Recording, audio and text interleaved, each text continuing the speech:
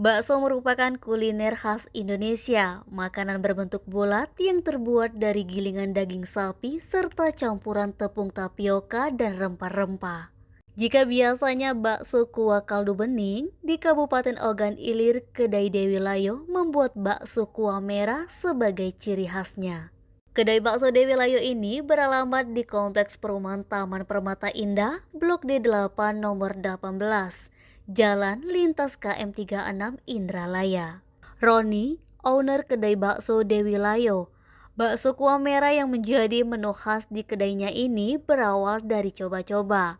Pada tahun 2017, Dewi Layo cuma menjual bakso bakar. Kemudian buka orderan bakso kuah merah. Sejak itu, respon pelanggan sangat bagus sehingga dilanjutkan sampai sekarang.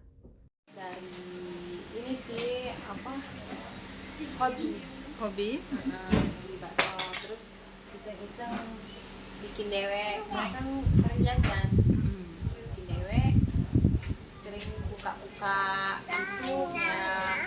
Kadang lihat bakso kuah merah yang di YouTube itu, jadi ada inspirasi buat bikin dewek. Coba-coba. Pesanan bakso kuah merahnya mencapai 100 porsi, bahkan pernah tembus 200 porsi. Menu-menu bakso kuah merah yang tersedia di kedai bakso Dewi Layo antara lain bakso isi daging, harga 22.000 per porsi, bakso urat 20.000 per porsi, bakso telur 17.000 per porsi, dan berbagai menu andalan lainnya. Bisa sampai 2 ton.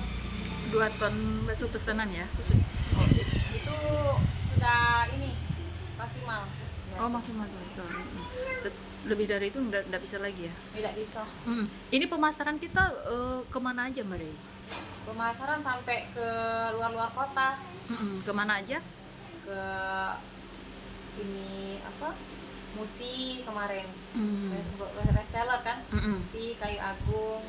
Kalau yang buat konsumsi dewek sih banyak juga ke Jakarta, ke Batam, sampai ke Korea juga ada. Pernah mendapat ini ya? Pernah. Kan kemasannya di parfum. Berkah dari berjualan bakso kuah merah, omset kedai bakso Dewi Layo bisa mencapai 10 juta hingga 15 juta per bulan. Eti, Sumek.co melaporkan.